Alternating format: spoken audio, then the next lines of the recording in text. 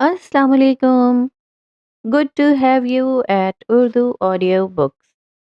हाजिर खिदमत है मेहरुन्निसा शाहमीर का नावल बिस्मिल एपिसोड 51। एक जोरदार अंगड़ाई लेता वरियाम उसकी बात पे ठहर गया। आंखों में अचंभा था। वो जिंदा है, जीनिया ने दोहराया। वो जर्द बल्ब उसकी आंखों में चुभ रहा था, उसके दिमाग पे असर कर रहा था। उसकी आंखें अजीब थीं। चेहरे पे कुछ था जिसे कलमबंद नहीं किया जा सकता था। मैं इसे तुम्हारा दिमागी आर्जा समझूं या अपने शौहर से मोहब्बत? ऑब्जर्वेशन, यकलफ्जी तसी। मैं ऐनी शाहिद हूं, इसे आंखों का देखा हाल समझो। मेरे शौहर को गोलियां लगे हुए 6 घंटे हो गए हैं। तुम्हें लगता है मैं अब भी जज्बातियत से काम ले रही हूं? वरियाम टांग पे टांग रखे हुए मुस्कुराया। तुम तो कोई तकल्लुफ भी नहीं रख रही। तुम्हारे साथ मजा आने वाला है। वो पुरजोश हुआ। या तो वो दिखावा कर रहा था या उसे अपनी जॉब वाकई बहुत पसंद थी, या फिर वो कोई सनकी था। लेकिन क्या है कि मैं किसी किस्म की बकवास के बजाय सच सुनना चाहता हूँ। क्यों मारा? ये पल भटाओ। मैं इसके बगैर भी तुमसे बात कर सकती हूँ और बहुत अच्छे से कर सकती हूँ। 6 घंटे पहले वाली जीनिया हाकिम मुख्तलिफ थी और ये इस वक्त यहाँ बैठी हुई लड़की मुख्तलिफ। अंदर से दिल लरज रहा था, मगर वो बाहर हमेशा की तरह हिफाजती दीवार बना गई थी। सदमा गहरा है। शायद तुम्हें गुमान हुआ है कि मैं मेहदी हूँ। इतने फेवर्स वही दे सकता था, बेचारा। वो तासुफ से कहने लगा। अमीर था, हैंडसम था, प्यार वार भी करता ही होगा, फिर क्यों मारा? वो जिंदा है और मैं प्रिंस चार्ल्स हूँ। वरियाम बिगड़ कर बोला। कोई भी बात साबित करने के लिए सबूत चाहिए होते हैं। मेरे पास उसकी लाश है, तुम्हारे पास क्या है? इस बल्ब को हटाओ, मेरी आंखें दुख रही हैं। वो उसकी बात के जवाब में यही बोली। अपने बाप को बुलाओ, वो हटा देगा। मुझे तो इसकी आदत है। सीनिया अपनी जगह से उठी। हथकड़ी वाले हाथों से उसने एक मुक्का बनाकर बल्ब पे मारा। वो टूट कर किरची किरची हुआ। उसकी दाईं तरफ खड़ी लेडी एहलकार आगे आई और उसे बालों से पकड़कर 3 से 4 थप्पड़ रसीद किए। वो चुप रही। आंखों को सुकून मिला था, वो अलग। एक तो मुआशक़े करती है, फिर कत्ल के प्लान बनाती है और फिर थाने को बाप की जागीर समझ लेते हो तुम लोग। उसके बाल खींच रही थी। इसी तरह उसके बालों से पकड़कर उसका सर मेज पर मारती कि वरियाम ने हाथ उठाकर उसे रोक दिया। उसने एक आखिरी थप्पड़ उसके चेहरे पर मारा और पीछे हट गई। वरियाम बगैर किसी तासुर के उसे देखता रहा।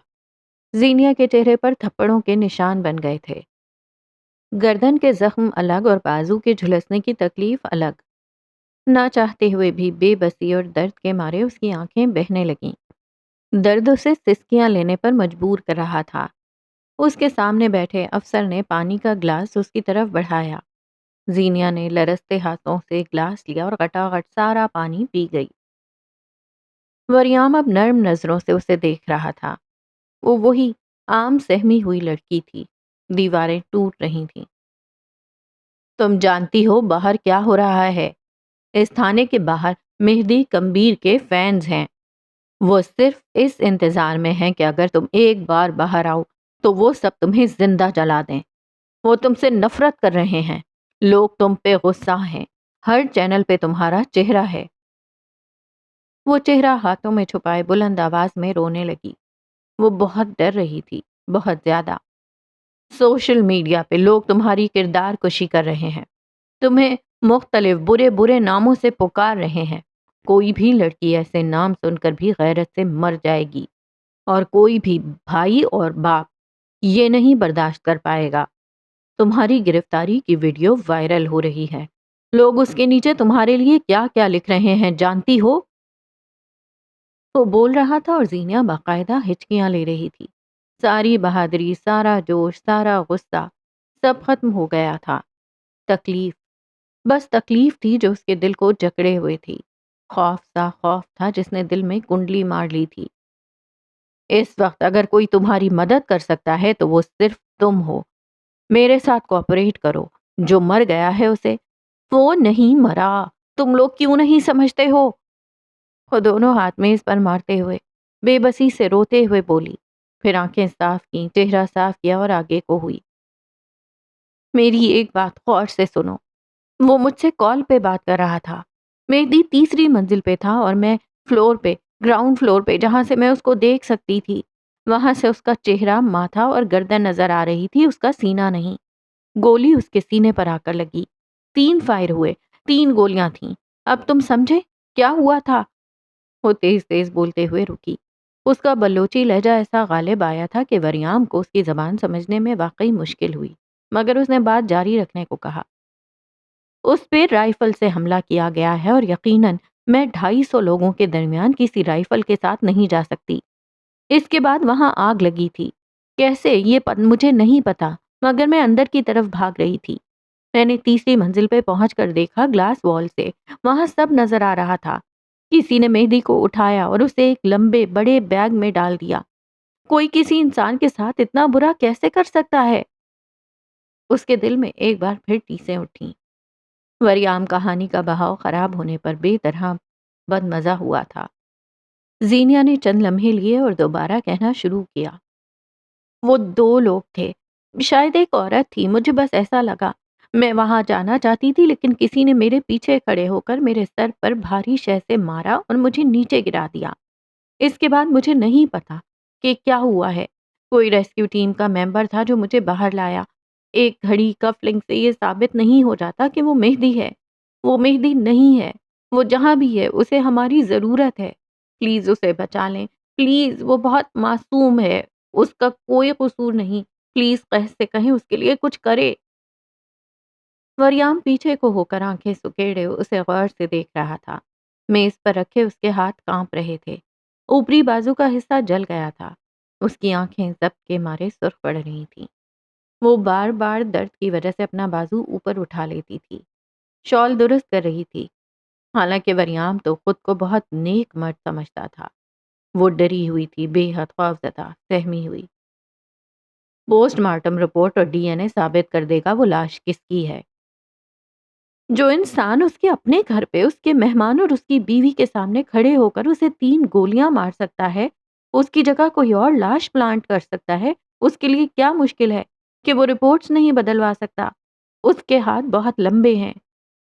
کیا وہی ہاتھ جو تمہاری گردن تک آئے تھے؟ اس کے خلاف بیان دو۔ اس نے اکسایا۔ زینیا نے نفی میں سر ہلایا۔ میں نہیں جانتی، یہ تمہارا کام ہے، معلوم کرواؤ۔ تمہاری بات میں بھی تو لاجک نہیں ہے بی بی۔ تم نے خود دیکھا اسے دل میں گولی لگی، تم نے دیکھا وہ رائفل کا شوٹ تھا، اور پھر بھی تمہیں امید ہے کہ وہ بچ جائے گا۔ دل میں گولی لگنے سے کون بچ جاتا ہے؟ مان لیا وہ لاش کسی اور کی تھی، لیکن تمہیں بھی یہ ماننا ہے کہ وہ جہاں بھی ہے مر گیا ہے۔ دل میں گولی لگنے سے کون بچتا ہے؟ زینیا ہتکڑی والے ہاتھ میز پر رکھتے ہوئے آگے کو ہوئی۔ اس کی سنہری آنکھوں میں سرخ ڈورے تھے۔ میں نے کب کہا گولی اس کے دل میں لگی ہے؟ وریام ٹھہر گیا۔ ہر نارمل انسان کی طرح قاتل نے اس کے دل کے مقام پر گولی ماری، پرفیکٹ شوٹ۔ لیکن مہدی کمبیر کو ڈیکسٹرو کارڈیا ہے، اس کا دل اس کے سینے میں دائیں طرف ہے۔ قاتل اناڑی تھا۔ وریام ساکت رہ گیا۔ گولی اس کے دل میں نہیں لگی، وہ بچ سکتا ہے۔ وہ دم سادے اسے دیکھے گیا۔ کئی لمحے تک وہ واقعی ششدر رہا۔ اس کے پاس الفاظ نہیں تھے۔ تمہیں یہ کیسے پتا گولی دائیں طرف لگی یا بائیں طرف؟ وہ کچھ دیر بعد سنبھل کر پوچھنے لگا، چہرے پہ بے اختیار ہاتھ پھیرا۔ وہ اس وقت مجھ سے اظہار محبت کر رہا تھا۔ تمہیں لگتا ہے کوئی بھی لڑکی اپنے اتنے خوبصورت لمحے کی تفصیل مس کر سکتی ہے؟ تم گواہ نہیں ہو، تم یہاں ملزم ہو۔ مجھے یہ مت بتاؤ کب کیا کیسے ہوا تھا، کیونکہ ملزم کی دی ہوئی تفصیل جھوٹ ہوگی۔ اس نے لہجہ سخت رکھنے کی صحیح کی۔ میں ایک بیوی ہوں۔ ایک بیوی کی حیثیت سے مجھ پہ فرض ہے میں اپنے شوہر کی حفاظت کروں۔ اسے ڈھونڈو پلیز، یہ تمہارا فرض ہے۔ وہ اسی شہر میں ہوں گے۔ ناکہ بندی کرواؤ، کچھ کرو خدا کے لیے۔ وہ اس کے سامنے باقاعدہ ہاتھ جوڑے ہوئے تھی۔ وریام گہری سانس لیتے ہوئے اٹھ کھڑا ہوا۔ اس کے لیگل گارڈین اس حقیقت کو تسلیم کر چکے ہیں کہ وہ مر گیا ہے۔ پھر میں بھی کوئی ڈی آئی جی نہیں ہوں کہ میرے کہنے پر ناکہ بندیاں ہونے لگیں۔ اور رہی بات فرض کی تو وہ میں نبھا رہا ہوں۔ ہالی ووڈ کی فلم نہیں ہے جس میں ہیروئن کے 2 بول کہنے پہ ظالم پولیس والا موم بن کر پگھل جائے، اور حسینہ بھی وہ جس پہ خود قتل کا الزام ہے۔ اس نے بیزاری سے ہاتھ جھلایا۔ وہ لوگ اسے ہرٹ کریں گے۔ زینیا نے تھک کر نشست سے ٹیک لگا لی۔ فریدہ، جاؤ ڈاکٹر کو بلواؤ، میرے سامنے اس کی مرہم پٹی کرو تاکہ میں جاؤں، اور کل تک تمہارے گھر والے بھی آ جائیں گے۔ پہلی بات خاتون اہلکار سے اور دوسری زینیا سے کہی۔ اس نے سر اٹھا کر وریام کو دیکھا۔ رف ٹف سا آدمی، مناسب نقوش، اور 35 کے ہندسے کو چھوتا وہ آدمی زینیا کو نہ جانے کیوں اس سے امید بن گئی تھی۔ ایک بار، صرف ایک بار میری بات کا یقین کرو۔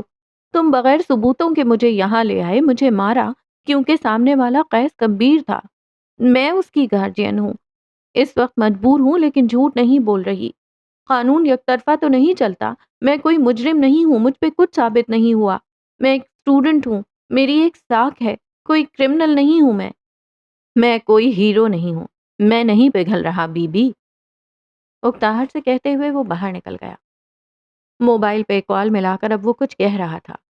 اکرم، شہر میں بندے پھیلا دو، کوئی بھی مشکوک آدمی یا کوئی مشکوک سرگرمی دکھے تو مجھے خبر کرو۔ ہر گاڑی کی چیکنگ کرو اور ہر گاڑی سے نکلنے والا بیگ کو کھول کر چیک کرو۔ کوئی اگر زیادہ بکواس کرے تو دھر دینا کان کے نیچے 2۔ کوئی وجہ پوچھے تو کہنا آن ڈیوٹی افسر کو گالی دی تھی۔ ہاں ہاں اوکے۔ موبائل کان سے اتار کر اس نے آس پاس دیکھا، پھر بیزاری سے سر جھٹکا۔ میں کچھ بھی کر لوں، یہ رابن ہڈ کے چاچے کی روح میرے اندر سے نہیں نکلے گی۔ بڑبڑاتے ہوئے وہ واپس اندر کی طرف بڑھ گیا۔ ابھی ڈھیر سارے کام کرنے تھے، ابھی تو بس شروعات ہوئی تھی۔ 1 جنوری۔ صبح کی پاؤ پھوٹی تو فارم ہاؤس پر موجود ان 250 افراد کی جان خلاصی ہوئی۔ پولیس افسر ساری رات کی خواری کے بعد اونگ رہے تھے۔ امیروں کے ڈراموں میں ان کی راتیں برباد ہو گئیں۔ کرائم سین سے کچھ فاصلے پر کھڑے 2 حوالدار بیزار نگاہوں سے آس پاس دیکھ رہے تھے۔ بارش نے ہر طرف جل تھل کر دیا تھا۔ کیا لگتا ہے جمشید، لڑکی نے قتل کیا ہوگا یا نہیں؟ پتلے حوالدار نے دوسرے کو مخاطب کیا۔ ساتھ جیب سے امپورٹڈ سگریٹ کا پیکٹ نکالا۔ تو اتنا کر جتنا صاحب نے کہا ہے۔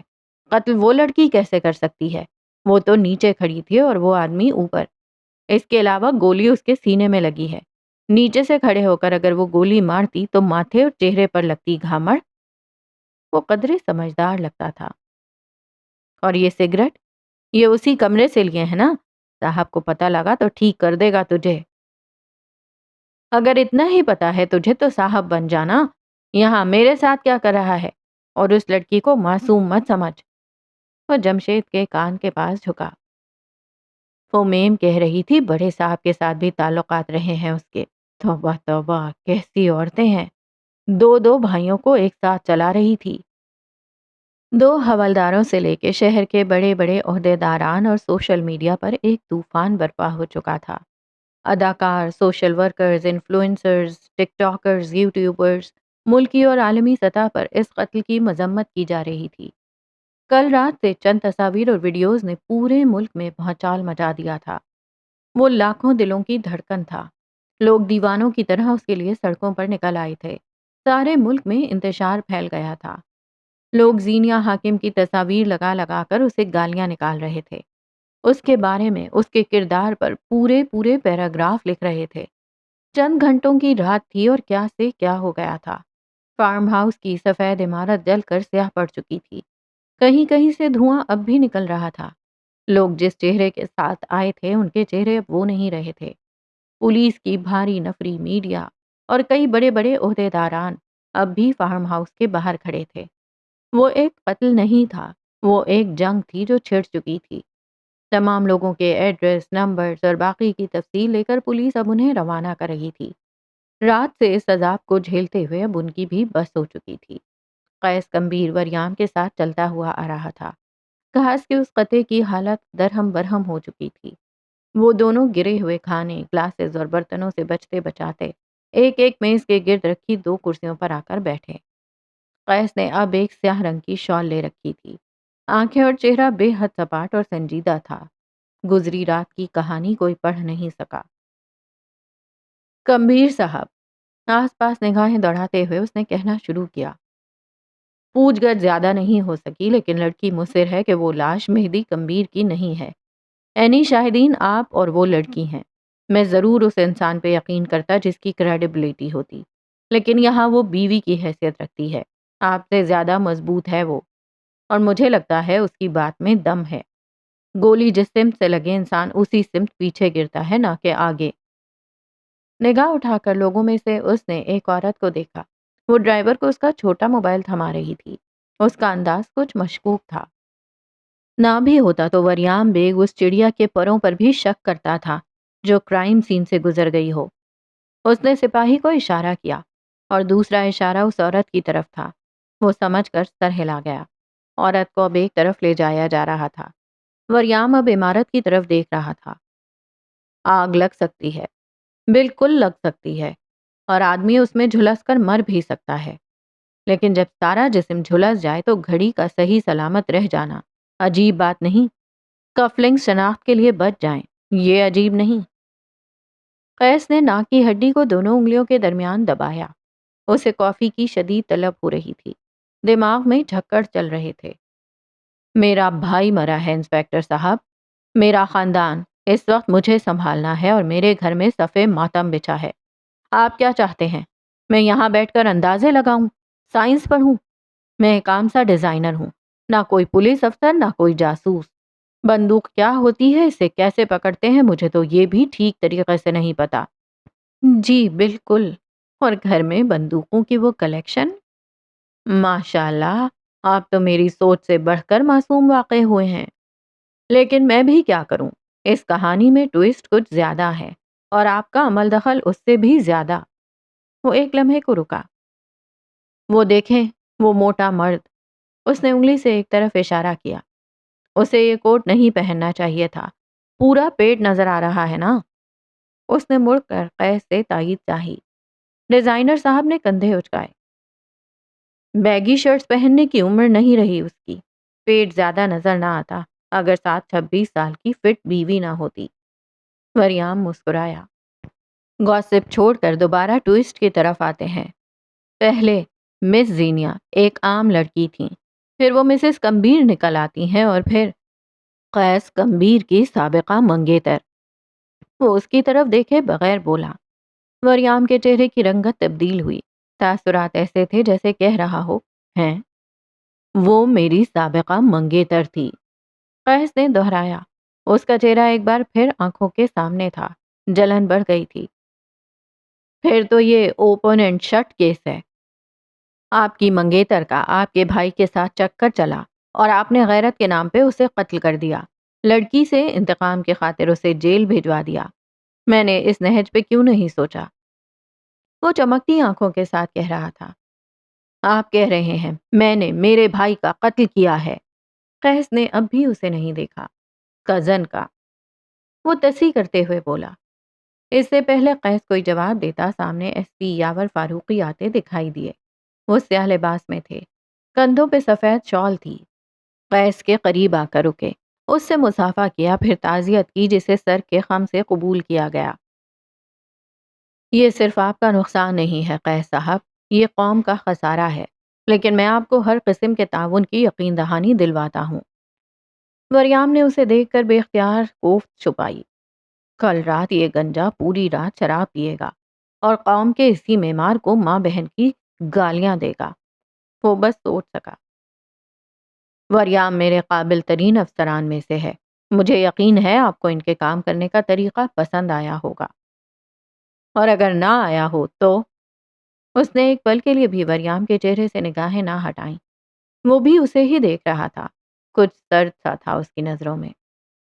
اگر نہ آیا تو یہ راشی گنجا تمہارے آگے نمبر بنانے کے لیے مجھے اس کیس سے ہٹا دے گا۔ وہ بس سوچ سکا۔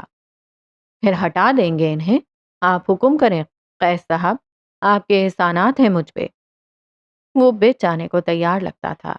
قیس آنکھوں ہی آنکھوں میں اسے جتا گیا تھا۔ یہاں طاقت کس کے پاس ہے؟ وریام نے تمسخرانہ انداز میں سر کو نفی میں ہلایا۔ فی الحال تو کوئی شکایت نہیں، لیکن اگر ہوئی تو بیچ کیس سے ہٹا دیں گے۔ کوئی مسئلہ تو نہیں ہے نا؟ بالکل نہیں، جیسا آپ چاہیں۔ فاروقی صاحب نے یقین دہانی کروائی۔ چند پل وہیں کھڑے رہے، کچھ دیر بعد پلٹ گئے۔ وریام بھی پینٹ کی جیبوں میں ہاتھ ڈالتے گہری سانس بھر کر رہ گیا۔ آپ گھر جائیں، آرام کریں۔ میں پوری کوشش کروں گا پوسٹ مارٹم کی رپورٹ آج رات تک موصول ہو جائے۔ میں نے لڑکی کے گھر والوں کو اطلاع دے دی ہے اور میں گھر کو ایک دفعہ پھر سے دیکھنا چاہوں گا۔ اندر کوئی قیمتی سامان اور جیولری ہے؟ میرا سب سے قیمتی سامان جھلس گیا ہے، پتہ کریں وہ کس نے کیا۔ کم از کم ان لفظوں کے پیچھے کسی قسم کا کوئی دکھاوا نہیں تھا۔ کوٹ بازو پہ ڈالے اس عمارت سے نکلتے ہوئے رات کے منظر اس کی آنکھوں کے آگے تازہ ہوئے، مگر اس نے سر جھٹکا۔ وہ یہی ڈیزرو کرتی تھی۔ وہ جہاں تھی اسے وہیں ہونا چاہیے تھا۔ کمبیر محل میں ایسی بوجھل فضا قائم تھی کہ کوئی حد نہیں۔ پوسٹ مارٹم رپورٹ ابھی نہیں آئی تھی، مگر وہ سارے شواہد، وہ تمام نظریں، انہیں کون اندیکھا کر سکتا تھا؟ قیس گمبیر کی گاڑی گھر کے باہر آ کر رکی۔ کیمرے اور فلیش لائٹس کی وجہ سے اس کی آنکھیں چندھیا گئیں۔ اس نے بے اختیار چہرے پر ہاتھ رکھا۔ سوالوں کی بوچھاڑ شروع ہو چکی تھی۔ گھر کے اندر سے براق نکل کر آیا۔ اسے میڈیا کے نرغے میں کھڑا دیکھ وہ آگے آیا۔ قیس نے ہاتھ کے اشارے سے سب کو روکا اور چہرہ ان کی طرف موڑا۔ آدھے گھنٹے میں کمبیر محل کے لان میں پریس کانفرنس ہوگی۔ اس وقت مجھے راستہ دیں، سنجیدگی سے کہتے ہوئے وہ آگے بڑھ گیا۔ براق اس کے ساتھ ساتھ تھا۔ آدھے گھنٹے بعد وہ سیاہ رنگ کے شلوار قمیض میں ملبوس، کریم رنگ شال اوڑھے، خوشبوؤں میں رچا بسا نیچے اتر کر آیا تو وہاں کئی لوگ جمع تھے۔ وہ ان سب کو نظر انداز کرتا لان کی طرف آیا۔ سفید رنگ کے صوفے پر بیٹھتے ہوئے اس نے کئی ایک فائلز میز پر رکھی۔ آس پاس کھڑے میڈیا کے لوگوں اور کیمروں کو دیکھ کر وہ بول رہا تھا۔ میرا بھائی مہدی سرور کمبیر، بھاری لہجے میں دکھ سے کہنا شروع کیا۔ اس کی آنکھیں سرخ تھیں۔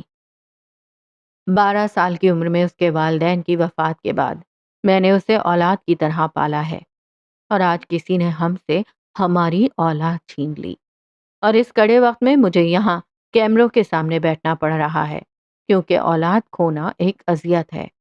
ہم نے کسی کا کیا بگاڑا تھا؟ اس کی آنکھیں بیک وقت نم اور سرخ ہوئیں۔ میز پہ پڑا اس کا ہاتھ لرزا تھا۔ اس کے دل میں تکلیف ہو رہی تھی۔ میرے بھائی نے کسی کا کیا بگاڑا تھا؟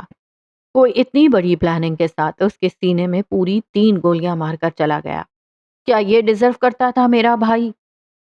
اس کا لہجہ گیلا ہوا۔ آس پاس کھڑے مہدی کے دوست، جاننے والے رو رہے تھے۔ وہ خود بھی بہت مشکل سے ضبط کر رہا تھا۔ اس کا نہ ہونا اتنی اذیت دے گا یہ علم نہیں تھا۔ ہم قبائلی لوگ ہیں، قتل کے بدلے قتل، لیکن میں اپنے بھائی کے قاتلوں کے لیے کڑی سے کڑی سزا کا مطالبہ کرتا ہوں۔ زینیہ حاکم کا اس کیس سے کیا تعلق ہے؟ اور آپ نے انہیں اس قتل میں کیوں نامزد کروایا؟ رپورٹرز میں سے کسی نے سوال کیا۔ قیس نے فائل کھولی، کاغذات کا پلندہ باہر نکالا۔ پس منظر میں کئی آوازیں تھیں، کئی قسم کے دھوکے تھے، کئی رنج تھے۔ آج حساب ہوگا۔ اسے بازار میں بیٹھنے کی آرزو تھی۔ آج وہ اس کی ہر خواہش پوری کرے گا۔ اسے تنبیہ سے فرق نہیں پڑا تھا۔ آج وہ اسے نتائج سے آگاہ کرے گا۔ اسے قیس کمبیر کا نہیں ہونا تھا، وہ اسے کسی اور کا نہیں ہونے دے گا۔ زینیہ حاکم میری سابقہ منگیتر تھیں۔ اسے بڑی خواہش تھی عبداللہ اسے اون کرے۔ وہ کر رہا تھا۔ کہاں، کس جگہ، فرق پڑتا تھا کیا؟ میری اور ان کی شادی بچپن سے طے تھی، لیکن پھر ہمارے خاندان کے درمیان کچھ مسائل آ گئے۔ ہم اسلام آباد شفٹ ہو گئے اور میں دوبارہ کبھی گاؤں نہیں جا سکا۔ رابطے کم ہو گئے، نہ ہونے کے برابر، لیکن ہمارا تعلق تھا اور وہ برقرار رہا۔ وہ چاہتی تھی عبداللہ ساری دنیا کو بتائے ان کے درمیان ایک تعلق ہے جسے وقت گہنا نہیں سکتا۔ وہ واقعی ساری دنیا کو بتا رہا تھا۔ کس طرح، کب، کیا، فرق پڑتا تھا۔ میری منگیتر مجھے کالز کرتی رہیں۔ وہ چاہتی تھی میں آؤں اور شادی کروں، لیکن میرے مسائل تھے۔ میں نے نہایت احترام سے ان کی ماں سے فون کر کے وقت مانگا۔ وہ جھوٹ نہیں بول رہا تھا۔ جھوٹ کہاں بولتا تھا کمبخت، باتوں کو اپنی مرضی کے رنگ دیتا تھا۔ وہ انا پرست اور لالچی عورت تھی۔ پیسے کی خاطر اس نے اپنے ہی منگیتر کو دھوکہ دے کر اپنے کسی کزن سے شادی کر لی، وہی کزن جس سے اس کا رومانوی تعلق رہا تھا۔ مجھے اس سب کے متعلق کوئی علم نہیں تھا۔ ہمارے یہاں پردے کی خاص پابندی ہوتی ہے اور میں نے کبھی اپنی منگیتر کو دیکھا نہیں تھا۔ اس نے گہری سانس لی اور قسم کی طرف سے کچھ پرچے نکال کر میڈیا کی طرف بڑھائے۔ اپنے شوہر سے طلاق کے بعد وہ مجھ سے انتقام لینے کے لیے قسم آئی۔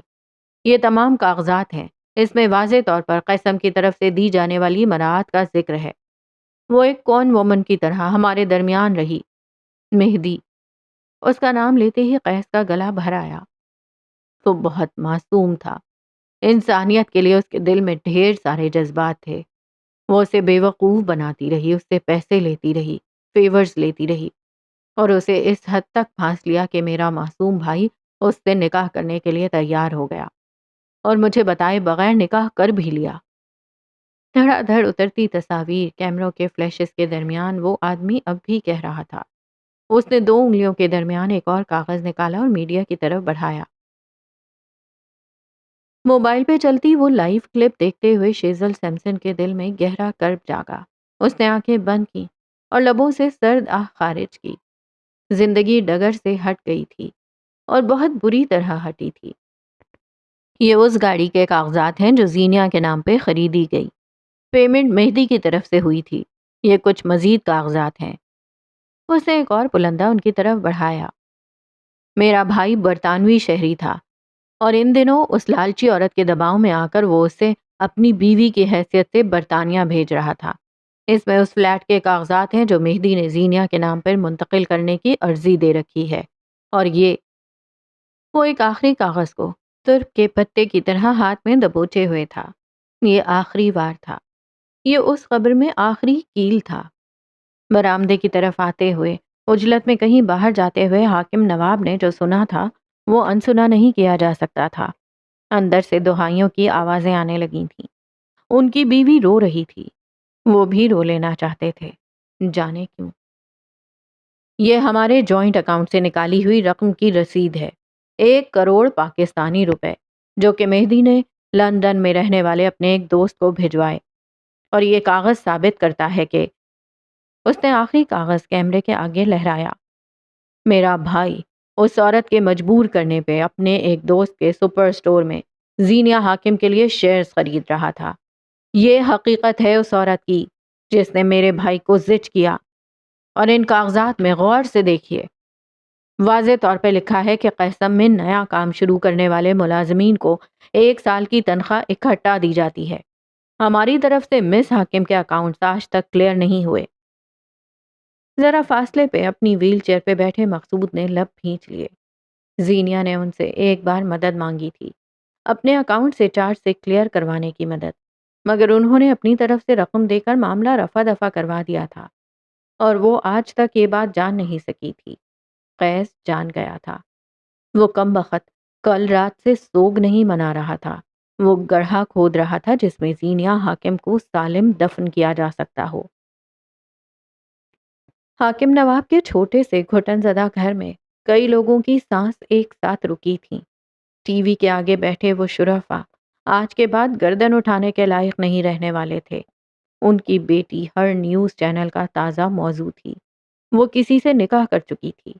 وہ ایک سفید پوش خاندان تھا جس کے بخت میں اب بس ذلت تھی۔ جس دن مجھے علم ہوا وہ میری منگیتر ہے، اس روز میں اس سے ملنے گیا اور تب اس نے مجھ سے میری زمین کا مطالبہ کیا۔ وہ زمین جو گاؤں میں ہے، یہاں تک کہ اس زمین کے لیے وہ اپنے شوہر تک کو چھوڑنے کے لیے تیار تھی۔ میں نے انکار کر دیا۔ وہ مجھے دھمکاتی رہی۔ انہی دنوں مہدی پہ اس کی حقیقت کھل گئی اور وہ اس سے دور ہو گیا، اور پھر اس مکار عورت نے میرے بھائی سے طلاق کا مطالبہ کیا۔ اس نے ایک اور کاغذ سامنے رکھا۔ وہ طلاق نامہ تھا۔ کل رات وہ اس طلاق نامے کے ساتھ آئی تھی۔ کیا آپ کو اب بھی لگتا ہے مہدی کے لیے اس کی فکر کوئی محبت ہے؟ تھانے میں سنتری کے موبائل سے قیس کی آواز پورے تھانے میں گونج رہی تھی۔ کوٹھڑی تک جاتی وہ آواز زینیہ سن رہی تھی اور سرد پڑتی جا رہی تھی۔ یہ قیس کمبیر ہے؟ یہ اگر واقعی وہی قیس کمبیر ہے تو وہ اسے نہیں جانتی تھی۔ اس لڑکی نے میرے بھائی کو قتل کروایا۔ وہ ایک گولڈ ڈگر ہے۔ اس کا دین، ایمان، پیسہ ہے۔ لالچ اس کی رگ رگ میں بستی ہے۔ مہدی کا اس کے علاوہ کوئی اور دشمن نہیں۔ میرے خاندان کا اس کے علاوہ کوئی اور دشمن نہیں۔ میرا شک بلکہ یقین ہے کہ وہ کسی نہ کسی طرح سے میرے بھائی کے قتل میں ملوث ہے، اور میں ہر اس انسان کو معاف نہیں کروں گا جس نے آج میرے دل پہ میرے بھائی کی موت کا زخم لگایا ہے۔ میں بازو کے کٹ جانے پہ ماتم تک نہیں کر سکتا۔ کیا یہ ڈیزرو کرتا ہوں میں؟ یہ ظلم ہے۔ میرے خاندان کے ساتھ ظلم ہوا ہے۔ مجھے امید ہے عورت کے نام پہ اس بلا کے خلاف انصاف کی اس جنگ میں آپ میرے ساتھ ہوں گے، مہدی کمبیر کے ساتھ ہوں گے۔ وہ یہ ڈیزرو نہیں کرتا تھا۔ کوئی انسان یہ ظلم ڈیزرو نہیں کرتا۔ اس کے آگے وہ مزید کچھ نہیں کہہ سکا۔ چہرہ جھکا دیا اور ہاتھ آنکھوں پر رکھ لیے۔ پانی بہتا ہوا اس کی ہتھیلیوں کو بھگو گیا۔ ہر کوئی ترحم سے اسے دیکھ رہا تھا۔ وہ دنیا کے سب سے بہترین بھائی کے نام پر جانا جانے والا تھا۔ کچھ وقت بعد وہ اندر آیا۔ نیم اندھیرے میں میرا صوفے پہ بیٹھی رو رہی تھی۔ وہ کل والے لباس میں تھی۔ ایزل اس کے ساتھ بیٹھی تھی، ہراساں نظروں سے اپنی ماں کو دیکھتی ہوئی۔ قیس آگے آیا۔ ابھی وہ میرا سے کچھ کہتا کہ اسے اپنی گردن کی پشت پہ کوئی ضرب لگتی محسوس ہوئی۔ وہ بے اختیار آنکھیں میچ گیا۔ اپنے بھائی کو مارا تم نے؟ اپنے بھائی کو کون مارتا ہے؟ ٹرالی میں رکھے کپ اٹھا اٹھا کر مقصود اسے مارتے جا رہے تھے۔ ان پہ ہیجان کی سی کیفیت طاری تھی۔ قیس سیدھ میں چلتے ہوئے سپاٹ چہرے کے ساتھ ان کے قریب آیا۔ ان کے ہاتھ مسلسل چل رہے تھے۔ اس کے سینے، بازو اور کندھے پہ کراکری لگ رہی تھی۔ ایک لڑکی کے لیے، صرف ایک لڑکی کے لیے بھائی کو کون مارتا ہے؟ تمہیں مر جانا چاہیے، لعنت ہو تم پہ، تم نے اپنے بھائی کو مارا۔ ایک آخری کپ انہوں نے قیس کی طرف اچھالا جسے وہ تھام گیا، پھر انہی خالی خالی نگاہوں کے ساتھ ان کے سامنے بیٹھا۔ غیر تو وہ سب کے لیے ہوا تھا۔ میں نے نہیں مارا، اس نے روانی سے آسان لفظوں میں بتایا۔ مقصود نے اس کے چہرے پر تھپڑ دے مارا۔ وہ اب بھی اسی انداز میں انہیں دیکھتا رہا۔ میں نے نہیں مارا۔ ایک اور تھپڑ اسی قوت سے اس کے منہ پہ مارا گیا۔ اس کی گردن ڈھلکی، جبڑے کو زور سے دبوچے، گردن اسکریچ کرتے، اور میں نے نہیں مارا دہراتے ہوئے وہ اٹھا۔ ان کے دونوں ہاتھ ویل چیئر کے درمیان سے گزار کر پیچھے کیے۔ مقصود تکلیف سے بلبلائے، ملازم خوف زدہ نظروں سے اسے دیکھ رہے تھے۔ ہر کوئی اپنی اپنی جگہ ساکت تھا۔ اس نے ایک ملازم کو قریب بلایا۔ وہ ڈرتے ڈرتے اس طرف آیا۔ قیس نے اس کے ایپرن کی طرف اشارہ کیا۔ وہ فوراً کھول کر اسے تھما گیا۔ اب قیس اسی ایپرن کے ساتھ ان کے ہاتھ ویل چیئر کی پشت پہ باندھ رہا تھا۔ بوڑھا آدمی بمشکل خود کو درد سے کراہنے سے روک رہا تھا، اور عبداللہ زمان نفاست سے اپنا کام کر رہا تھا۔ انہیں ان کے کمرے میں چھوڑ دو، دروازہ لاک کر کے چابی مجھے دے جاؤ۔ باہر کوئی پوچھے تو کہہ دینا نروس بریک ڈاؤن ہوا ہے۔ سنجیدگی سے کہتے وہ اٹھ کھڑا ہوا۔ تمہارا تخت بہت جلد الٹے گا۔ ہر فرعون کے لیے موسیٰ آتا ہے، تمہارے لیے بھی آئے گا۔ وہ گھٹی گھٹی آواز میں چیخ رہے تھے۔ ملازم ان کو لے کر جا رہے تھے۔ تمہارا زوال اب بہت قریب ہے۔ وہ اسے سنے بغیر ایزل کے قدموں میں آ کر بیٹھا۔ آنکھیں نرم ہوئیں۔ میرا دم سادے خوفزدہ سی اسے دیکھ رہی تھی۔ میں ایک گیم کھیل رہا ہوں بچہ، جو مجھے دھوکہ دے گا میں بھی انہیں سزا دوں گا۔ انکل کو سزا مل گئی، ٹھیک ہوا نا؟ بچی نے سر کو اثبات میں ہلایا۔ ویل ڈن، اب ممی کی باری ہے۔ وہ ایزل کو گود میں لیے میرا کے پاس آ کر بیٹھا۔ میرا خوف سے دور ہوئی۔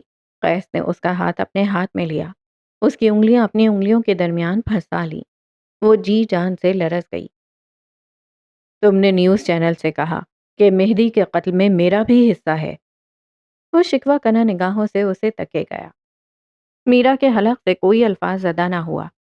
وہ بے آواز آنسو بہاتی چلی گئی۔ تم نے انہیں بتایا کہ میں نے اس کے قتل سے 2 دن پہلے اس پر بندوق تانی تھی، میرے گھر میں رہتے ہوئے، میرا کھاتے ہوئے۔ تم نے میرے ساتھ یہ کیا۔ ہاں، کیونکہ وہ میرا بھائی تھا وہ میرا۔ وہ گھٹنوں پر ہاتھ مارتے ہوئے نفرت سے غرائی۔ تم نے مارا ہے میرے بھائی کو، تم نے مارا ہے اسے۔ اتنی بے دردی سے کوئی کسی جانور کو بھی نہیں مارتا، تم نے میرے بھائی کو مارا۔ قیس نے اپنی انگلیوں کے درمیان دبی اس کی انگلیوں کو ایک جھٹکے سے مروڑا اور دوسرے ہاتھ سے وہ ایزل کی آنکھوں پر ہاتھ رکھ گیا تھا۔ میرا درد سے تڑپ رہی تھی اور قیس دکھ سے اسے دیکھ رہا تھا۔ اور میں میرا، میں کون ہوں؟ میں کچھ نہیں لگتا تمہارا، میں بھائی نہیں ہوں تمہارا۔ میرا بھائی صرف اور صرف مہدی سرور کمبیر تھا جسے تم نے مارا ہے۔ تم بھائی نہیں ہو میرے، تم کچھ نہیں لگتے ہو، قاتل ہو، صرف اور صرف ایک قاتل۔ نفرت کرتی ہوں میں تم سے۔ وہ رو رہی تھی، چیخ رہی تھی۔ قیس محض دکھ سے اسے دیکھ رہا تھا۔ اس کے دل کو واقعی کچھ ہوا تھا۔ میرا کو کھونا بہت بڑا کرب تھا۔ تم لوگوں کے درمیان ہم کبھی فٹ نہیں ہو سکے۔ تم نے اسی لیے میرے بھائی کو مارا ہے اور اس کی بیوی پہ الزام لگایا ہے۔ تم میرے کچھ نہیں لگتے، سمجھے؟ تم جانور ہو، وحشی جانور۔ اس نے ایزل کو صوفے پہ ایک طرف بٹھایا اور بغیر کچھ کہے اٹھ کھڑا ہوا۔ چند ملامتی نظروں سے اسے دیکھتا رہا اور پھر بولا، تم اس فرنگن کا خون تھی اور میں وہی معصوم دیہاتی لڑکا۔ مجھے واقعی لگا تم دوست ہو میری۔ کرب سے ہنستے ہوئے اس نے نفی میں گردن ہلائی۔ میں نے اس ایک رپورٹر اور اس کے مالکین کو 50 لاکھ کی رشوت دے کر اس کا منہ بند کروایا ہے۔ تم نے میرا کروڑوں کا نقصان کروا دیا۔ خیر، جب میں تمہارا کچھ نہیں لگتا تو بہت جلد میں تمہیں بتاؤں گا میں کون ہوں۔ اس نے جھک کر ایزل کے گال کو چھوا۔ اب ممی کی سزا شروع۔ بچی چپ چاپ اسے دیکھتی رہی۔ وہ اوپر زینوں کی طرف بڑھ گیا۔ لقمان سے کہو میرا کا موبائل، لیپ ٹاپ، کارڈز، اکاؤنٹس سب بند کروا دے۔ اس نے اپنے ملازم سے کہا اور مزید زینے طے کرتا چلا گیا۔ اسی پل راہداری میں عین سامنے اسے بختیار کھڑے نظر آئے۔ وہ یاسیت سے اسے دیکھ رہے تھے، کندھے جھکے ہوئے تھے، آنکھوں میں دکھ تھا۔ قیس انہیں دیکھ کر ایک لمحے کے لیے ٹھہرا۔ اسے یاد آیا وہ کس طرح اس کی اجازت کے بغیر انیسا کو لندن بھیج چکے تھے۔ بغیر کچھ کہے وہ آگے بڑھ گیا۔ کمرے میں آ کر وہ زمان کی تصویر کے آگے کھڑا ہو گیا۔ چند لمحے، چند ثانیے اس تصویر کو دیکھتا رہا۔ اس نے کہا، میرے راستے میں مت آنا۔ میں نہیں آیا، لیکن قسمت اسے میرے دروازے پر چھوڑ کر جائے پھر میرا تو کوئی قصور نہیں ہے نا بابا؟ گردن ڈھلکائے بے حد سنجیدگی سے پوچھا گیا۔ نیم دیوانہ شخص انتقام اور جنون کی آخری حد کو چھو رہا تھا۔ بلوچستان سے اسلام آباد کی سمت 6 سے 8 گاڑیاں روانہ ہوئی تھیں۔ عالم نواب اور ان کے بیٹے شرم سے گڑے جاتے تھے۔ علاقے کے نواب کی بیٹی تھانی میں تھی، اپنی مرضی سے نکاح کر چکی تھی۔ یہ وہ ضربیں تھیں جو غیرت پہ لگ رہی تھیں۔ وہ کس طرح، کس دل اور کن قدموں سے گھر سے نکلے تھے یہ صرف وہی جانتے تھے۔ گاڑی میں گھمبیر سناٹا تھا۔ بشر سپاٹ چہرے کے ساتھ گاڑی چلا رہا تھا۔ رہ رہ کر وہ ویڈیو اور تصاویر دماغ کے خانے میں ابھر رہی تھیں جن میں اسے گرفتار کیا جا رہا تھا۔ وہ نکاح نامہ جیسے کسی موت کے پروانے کی طرح اس کے چہرے پہ چھپ کر رہ گیا تھا۔ ہر دفعہ کوئی اس کے دل پہ ضرب دے مارتا اور اس کی روح تک زخمی ہو جاتی تھی۔ کہتا تھا میں لڑکی ذات ہے، گھر بٹھاؤ، لیکن حاکم تم نے میری ایک بات نہیں سنی۔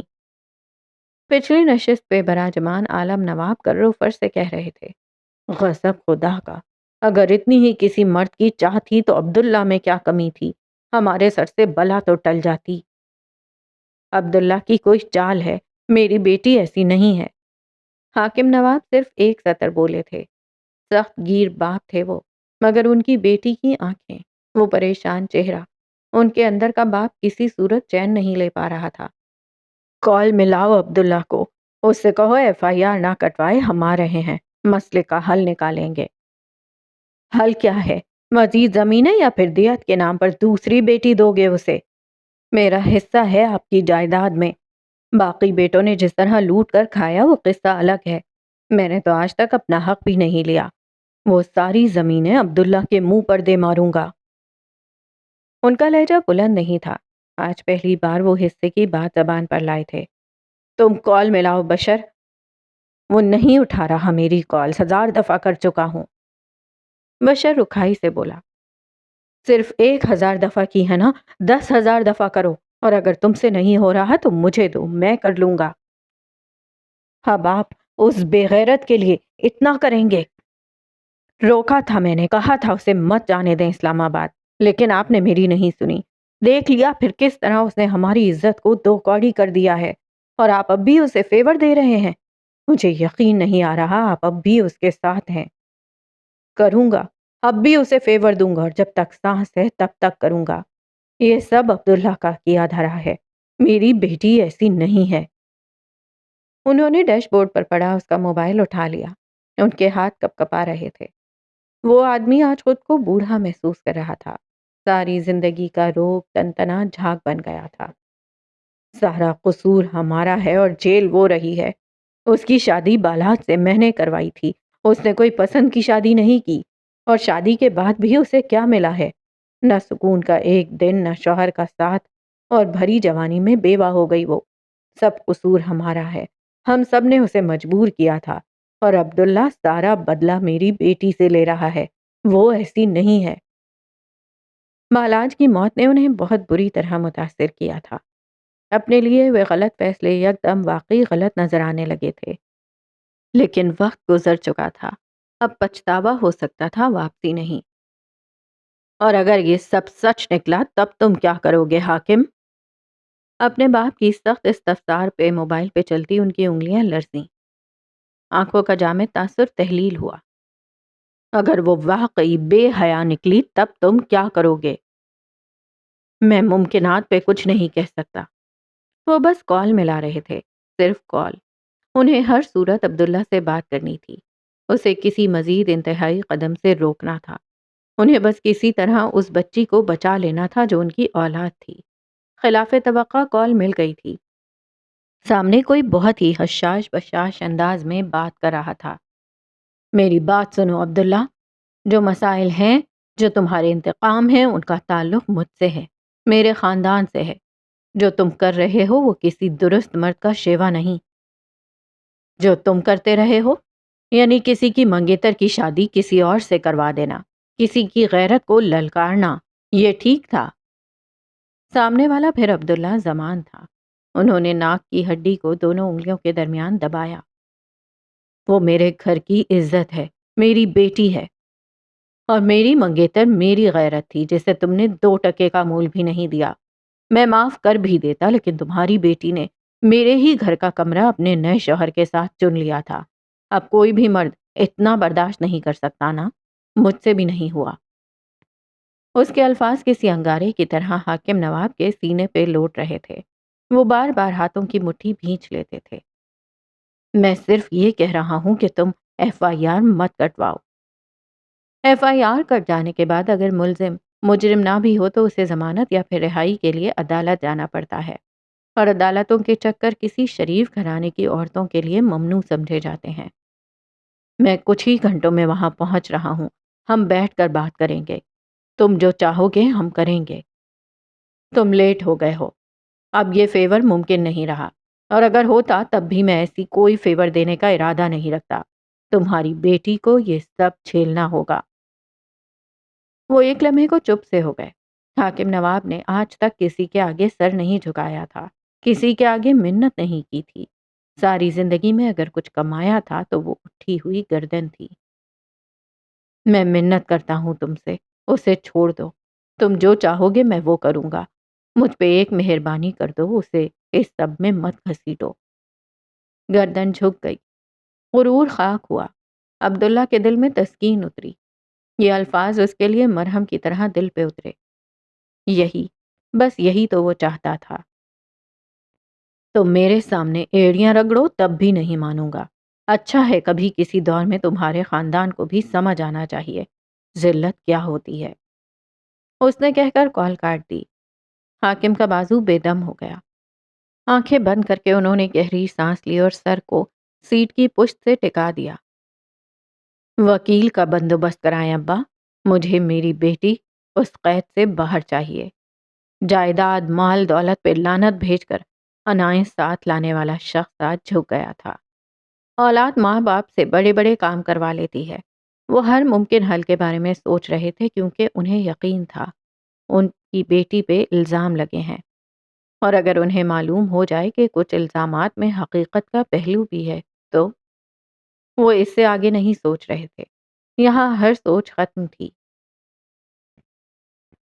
دن شوق، ہنگامہ، غیظ اور رنج میں گزرا۔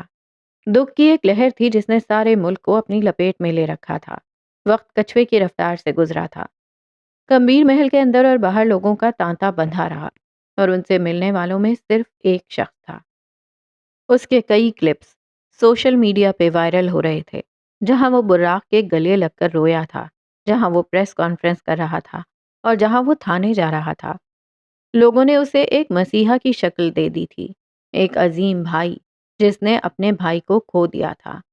ایک گروہ جہاں زینیا حاکم کے نام کا دشمن ہو گیا تھا، وہیں دوسرا گروہ اس کا دفاع بھی کر رہا تھا۔ اس سب کے درمیان اگر کوئی کچھ نہیں بھولا تھا تو وہ یہ تھا کہ مہدی کمبیر اب اس دنیا میں نہیں رہا۔ لوگ اس قتل پہ مشتعل تھے۔ جگہ جگہ ریلیاں نکالی جا رہی تھیں، اس کے حق میں نعرے بلند ہو رہے تھے۔ ٹویٹر، انسٹاگرام، فیس بک اور مختلف ایپس پہ مہدی کمبیر کا نام ٹرینڈ کر رہا تھا۔ اس کی منکوہہ تھانے میں تھی اور اس کا بھائیوں جیسا کزن سفید رنگ کے شلوار قمیض میں سیاہ شال کے ساتھ چہرے کے تاثرات کو حتی الامکان سپاٹ رکھے ہوئے تھانے میں داخل ہوا۔ باہر کھڑے لوگوں کے ہجوم اور میڈیا سے بچتے ہوئے وہ اندر آیا۔ تھانہ کسی کا سگا نہیں ہوتا، مگر موجودہ دور کا المیہ ہے کہ تھانہ ان کا سگا ہے جن کی جیبیں بھاری ہیں۔ جس وقت وہ تھانے میں داخل ہوا، وقت کو وہیں روک کر، منشی کے ہاتھ میں چائے کا کپ یوں ہی ساکن چھوڑ کر، ASI سے کاغذات کا پلندہ زمین پہ گرتا چھوڑ کر، سنتری کی انگڑائی کو یوں ہی کھلے منہ چھوڑ کر، تھانے کی دائیں طرف والی دیوار پہ لگی گھڑی سے کچھ چھیڑ خانی کر کے اگر وقت کو پیچھے لے جاؤ۔ وریام ہاتھ میں پوسٹ مارٹم رپورٹ لیے اپنے ڈیسک کی طرف آ رہا تھا۔ اس نے بیٹھنے سے قبل ہی رپورٹ کھول لی۔ اس کی دائیں طرف صنوبر اپنی کرسی کھینچ رہی تھی اور بائیں طرف وقار احمد۔ وہ تینوں اس کیس پر ایک ساتھ کام کر رہے تھے۔ اس نے رپورٹ کھول لی اور پڑھتا چلا گیا۔ ہر لفظ کے ساتھ اس کی آنکھیں چھوٹی ہو رہی تھیں۔ ماتھے پہ لکیروں کا جال بنتا جا رہا تھا۔ رپورٹ کے مطابق جسم بری طرح جھلسا تھا، چہرہ تک شناخت کے قابل نہیں رہا تھا۔ دانتوں کے ذریعے DNA سے اس کی شناخت کی گئی اور وہ مہدی کمبیر ہی تھا۔ اسے ڈیکسٹرو کارڈیا نہیں تھا، اس کا دل تو نارمل جگہ تھا۔ کیا وہ لڑکی جھوٹ بول رہی تھی؟ ہاتھ، ناخن، ٹانگیں، پیر سب جھلس گیا تھا، مگر اس کے جسم پہ پیٹرول ڈال کر آگ الگ سے بھڑکائی گئی تھی۔ کیا یہ پلان کا حصہ تھا یا اتفاق؟ وریام کے ذہن میں مختلف سوچیں ابھر رہی تھیں۔ اسے 3 گولیاں لگی تھیں، 2 دل کے دائیں بائیں اور تیسری دل کے بیچوں بیچ۔ وہ بیلکنی سے کیسے گرا؟ اس کے متعلق لکھا تھا کہ لاش کے جوتے سے کچھ چپچپا سا مادہ موصول ہوا ہے، مگر وہ بیلکنی سے کسی کے سر پر کچھ دے مارنے سے گرا ہے۔ جب اسے پہلی گولی لگی وہ پھسلا تھا، اور باقی دونوں گولیاں لگنے کے بعد وہ گر پڑا۔ یہ سیکنڈز کا کھیل تھا۔ وہ کھڑا کب ہوا کہ کوئی اسے دھکا دے سکے؟ لو، یہ تو اتنا کلیئر ہے، ہم خواہ بیٹھے سوچ رہے تھے وہ گرا کیسے ہوگا۔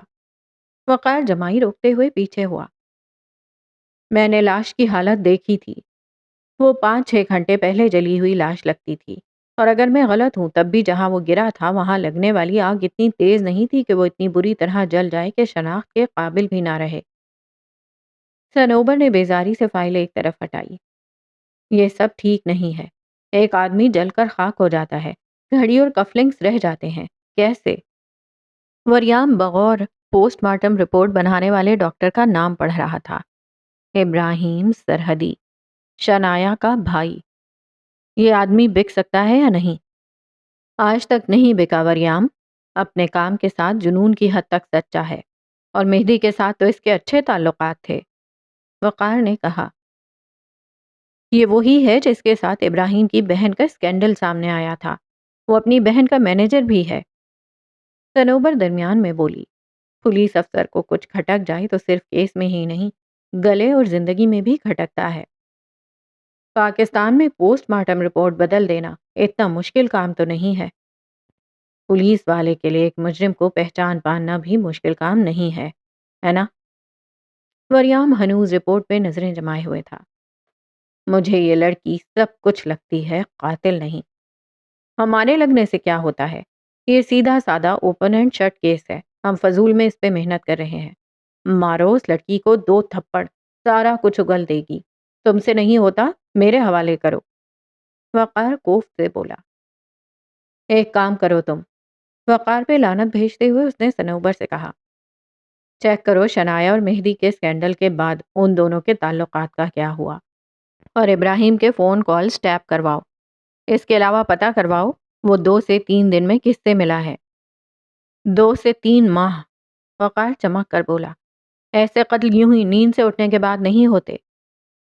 یہ کسی سیریل کلر کا کام نہیں ہے، جھول بہت ہیں، کوئی نو سکھیا ہے جو صرف پیسے کے دم پہ کام کر رہا ہے، یا پھر اسے پراپر پلان بنانے کا وقت نہیں ملا۔ وہ رپورٹ کے کاغذات سمیٹتے ہوئے اٹھ کھڑا ہوا۔ اس کے پرنٹ آؤٹس میڈیا کو دے دو۔ لڑکی کے گھر والے آئے یا نہیں؟ راستے میں ہیں، ابھی آنے والے ہیں۔ قیس کمبیر لڑکی سے ملنا چاہتا ہے، وقار نے اطلاع دی۔ اس سے کہو تھانہ زمان کمبیر کی جاگیر میں نہیں آتا۔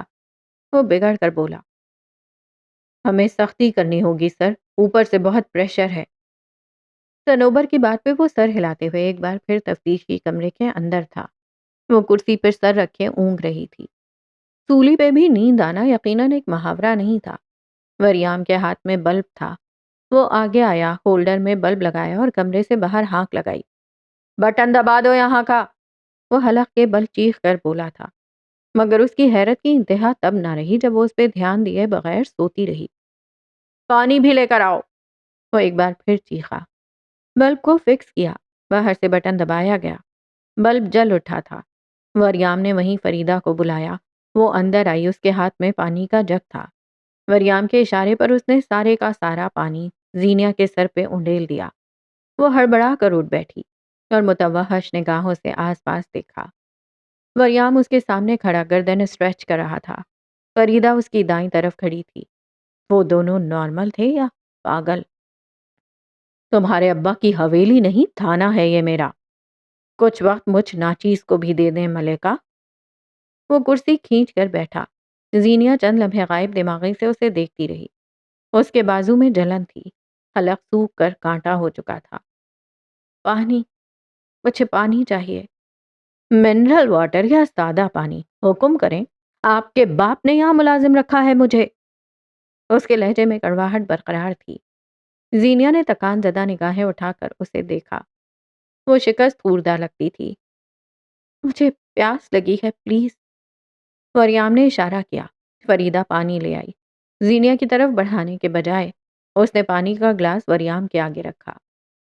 پوسٹ مارٹم رپورٹ آ چکی ہے، تمہاری من گھڑت کہانیاں جھوٹ تھیں۔ پوسٹ مارٹم کہتی ہے کہ اس کا دل ہر نارمل انسان کی طرح بائیں طرف تھا۔ اسے 3 گولیاں لگیں، جن میں سے ایک دل پہ لگی۔ اس کا پیر پھسلا اور وہ اس چھوٹی سی بیلکنی سے باہر گرا۔ وہاں آگ لگ چکی تھی، جل کر مر گیا۔ خلاص، اب آگے۔ وہ دونوں ہاتھ میز پر رکھے آگے کو جھکا۔ جن 2 آدمیوں کو تم نے بیگ میں کچھ لے کر جاتے ہوئے دیکھا، ناکہ بندی میں پکڑے گئے وہ۔ وریام نے موبائل کھول کر اس کے سامنے رکھا۔ وہاں ایک تصویر تھی جس میں 2 لوگ کھڑے تھے۔ یہ ہیں وہ دونوں لوگ جو پول سائڈ صاف کرنے آئے تھے۔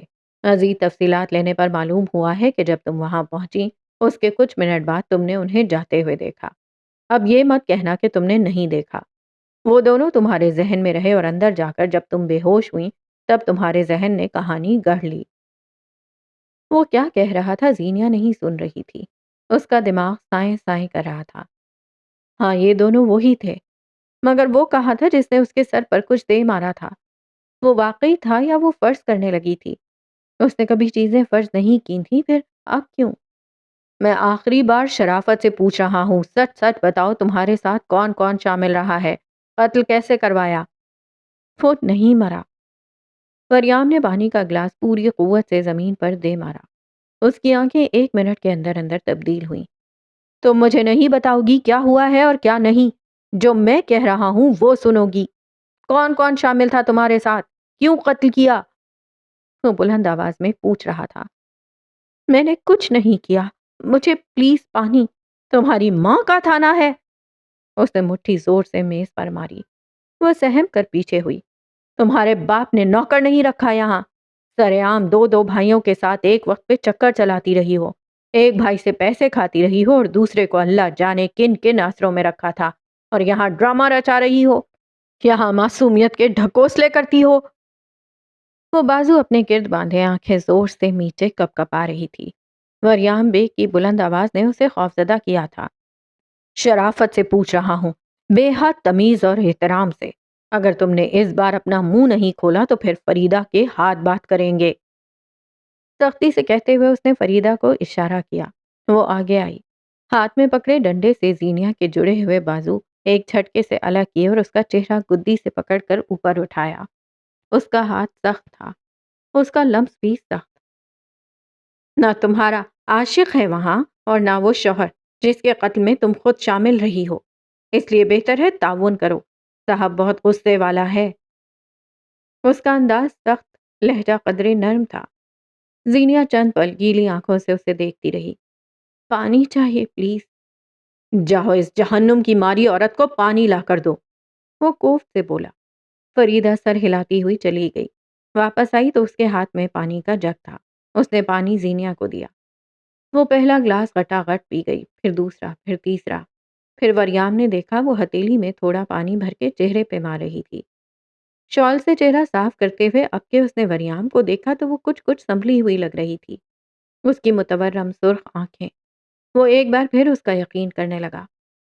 اب بتاؤ، کیا مسئلہ تھا تم دونوں کے درمیان؟ کس نے تم سے یہ کام کروایا؟ کون کون تمہارے ساتھ شامل ہے؟ وہ کمپوزڈ انداز میں پوچھ رہا تھا۔ اندازہ لگانا مشکل تھا کچھ وقت قبل اسے واقعی غصہ آیا تھا یا ڈرامہ تھا۔ یہ آخری دفعہ نرمی سے بات کی ہے، اگلی بار بہت برا پیش آؤں گا۔ حالانکہ تمہیں یہ اختیار نہیں ہے، الفاظ توڑ توڑ کر ادا کیے۔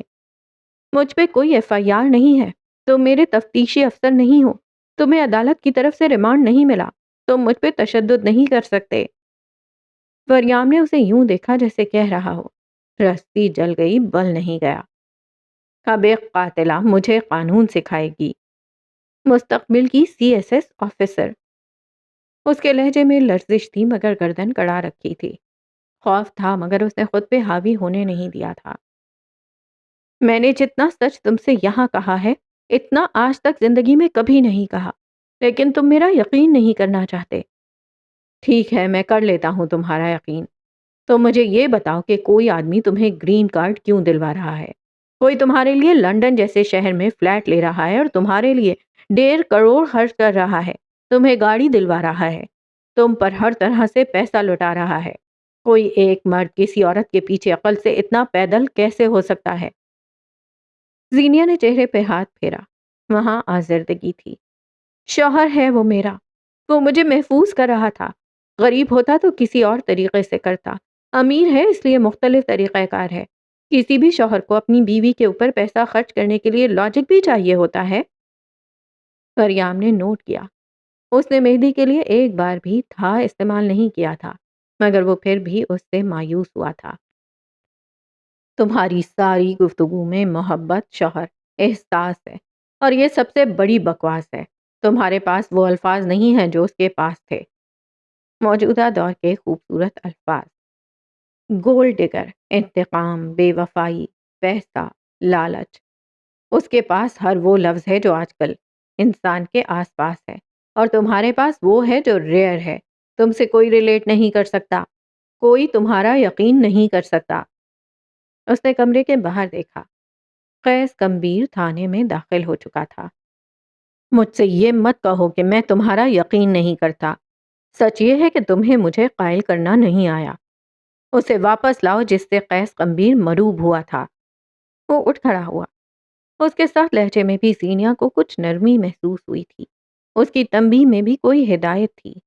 تفتیشی کمرے میں وریام کے ساتھ باہر آؤ تو باہر طاری جمود ٹوٹ چکا تھا۔ ہر شخص دوبارہ کام کرنے لگا تھا۔ میز کے ایک طرف قیس کمبیر تھا اور دوسری طرف وریام بیگ۔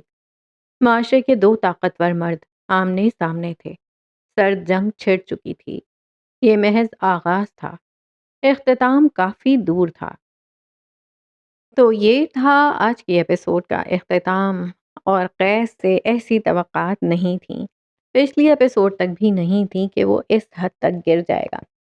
اپنے چچا کو، میرا کو، بختیار چچا کو، ہر ایک کو وہ انتقام کا نشانہ بنانا چاہے گا۔ پھر بچتا کون ہے؟ کوئی ایک بھی ایسا بچا جس کے ساتھ وہ اچھا رہا؟ اپنی منگیتر کے ساتھ وہ اچھا نہیں رہا، اپنے ماموں کے ساتھ وہ اچھا نہیں رہا، انہیں قتل کر دیا، اور اپنے چچا مقصود چچا جن کے ساتھ اس کی بڑی دوستی تھی ان کے ساتھ بھی وہ اچھا نہیں رہا۔ بختیار چچا کو تو وہ پہلے ہی پسند نہیں کرتا ہے۔ میرا سے اس کی دوستی تھی، لیکن جب میرا جو ہے وہ اپنے بھائی کے لیے بولی تو اب وہ میرا سے بھی انتقام لینے کے لیے کھڑا ہو گیا۔ تو کوئی ایک انسان بھی ایسا ہے جو قیس کے انتقام کا نشانہ بننے سے بچ جائے گا اس ناول کے اینڈ ہونے تک؟ مجھے تو بالکل بھی نہیں لگتا۔ پتہ نہیں، مجھے سمجھ نہیں آتا کون لوگ اس کیریکٹر کو پسند کر رہے ہیں۔ I don't know. اللہ حافظ۔